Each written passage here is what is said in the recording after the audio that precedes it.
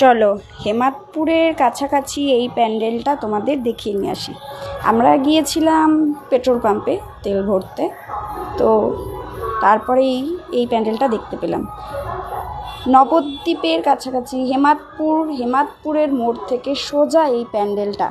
এর যে লাইটিংটা করেছে না, ওটা দেখলেই চোখ ধাঁধিয়ে যায়। তোমরা শুধু লাইটিংটা দেখো একবার, অসাধারণ লেগেছে এই লাইটিংটা। মানে আমি তো ওকে বলছিলাম, মনে হচ্ছে যেন সোনার মধ্যে দিয়ে যাচ্ছি।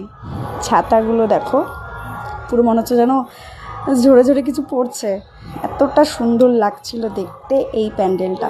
তো তোমরা কিন্তু এই হেমাদপুরের এই প্যান্ডেলটা অবশ্যই দেখো, বিশেষ করে লাইটিং। প্যান্ডেলটাও পাশে রয়েছে, প্যান্ডেলটায় আমরা ঢুকিনি কারণ আমরা ছেলেকে নিয়ে যাইনি, পরে একদিন এসে ঘুরে যাব প্যান্ডেলটায়। তো আমরা লাইটিংটা দেখে নিলাম, কিন্তু লাইটিংটা কিন্তু তোমরা দেখতেই পাচ্ছ।